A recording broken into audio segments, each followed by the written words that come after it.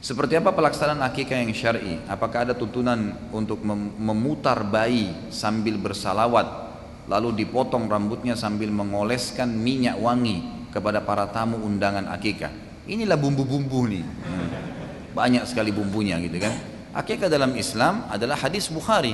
Kata Nabi SAW, tumpahkanlah darah untuknya, sembelih. Anak laki-laki 2 ekor kambing, anak perempuan 1 ekor kambing. Selesai. Itu pun tidak butuh, tidak harus dibuatkan acara. Gak usah buat acara. Setelah disembeli dibagikan kepada fakir miskin, anak yatim. Tapi kalau kita mau juga, kata sebagian ulama, mengundang orang ya sebagai bentuk syukur lahirnya anak ini, tapi tidak membuat acara khusus. Misalnya kerabatnya, teman-temannya diberikanlah makanan tersebut karena memang makanan itu disembeli dengan cara syar'i ya. Untuk bayi ini maka dibolehkan. Kemudian memberikan nama yang terbaik di hari ketujuhnya. Ya, tentu paling afdal hari ke-7 dan ini hadisnya hadis sahih. Kemudian juga membuang sisa tali pusar yang ada, kemudian mencukur rambutnya, memang ini sunnah Nabi SAW. Lalu rambutnya itu setelah dicukur itu ditimbang dengan timbangan perak atau emas, lalu dinilai berapa nilai dalam bentuk uang. Kalau kita sekarang rupiah, kemudian disedekahkan kepada fakir miskin, itu dianjurkan. Tapi kalau bayinya digotong sana sini sambil baca salawat, nggak pernah ada sunnahnya ini. Ini dikarang-karang saja ini, gitu kan? Juga termasuk mengoleskan minyak wangi kepada para tamu, ini juga tidak pernah ada disebutkan seperti itu. Yang ada adalah di zaman Nabi SAW, kayak tadi kasus Abdullah bin Zubair lahir, dibawa kepada Nabi SAW, lalu Nabi SAW mentahnik, lalu orang tuanya bawa pulang, disembelihkan nama, disembelihkan hewan, diberikan nama, sudah selesai. Tidak pernah ada riwayat menyebutkan para sahabat diundang khusus oleh Asma binti Abi Bakar dan suaminya Zubair bin Awam untuk memanggil kaum muslimin di Madinah. Dan belum pernah memang ada satupun riwayat yang menjelaskan para sahabat saling mengundang pada saat akikah anaknya ataupun khitanan tadi. Enggak ada sama sekali.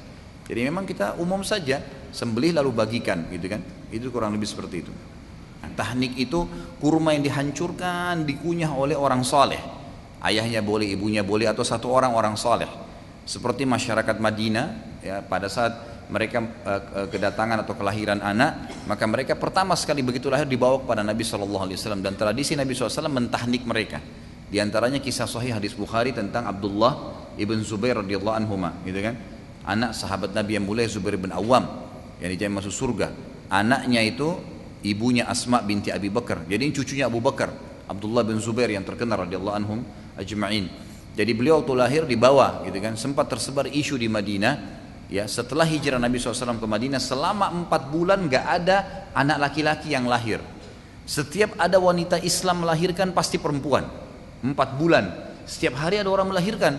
Tapi selama 4 bulan gak ada satupun anak laki-laki. Sampai orang Yahudi di Madinah sebarin berita isu bahwasanya kami telah menyihir orang Islam sehingga tidak ada keturunan laki-lakinya, gitu kan?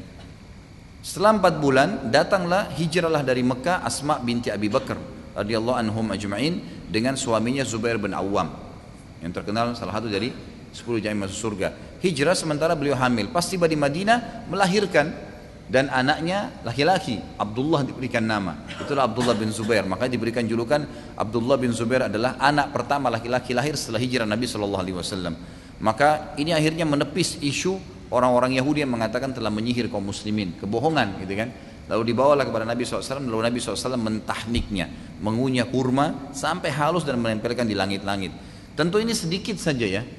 Nah, anak bayi itu masih kecil ya, kerongkongannya, jangan 1 butir kurma semua, kesian ya. Sedikit saja, antum kunyah kecil sedikit. Saya berapa kali lakukan sama anak saya itu kecil sekali. Boleh 1 buah kurma tapi berulang kali gitu kan. Itu pun sampai halus sekali sehingga memang dia tinggal mengisap saripatinya gitu kan. Seperti itulah, itu disunnahkan dan ini ulama tidak menentukan hari. Yang jelas dianjurkan dari pertama lahir sampai beberapa hari ke depan gitu kan. Ada yang mengatakan sampai hari ke-7 karena hari ke-7 sudah masuk hari akikahnya ya, dipotongkan kambing. Ada yang mengatakan sampai sebulan, ada yang mengatakan tidak ada batas, dan Allah alam yang lebih kuat adalah tidak ada batas.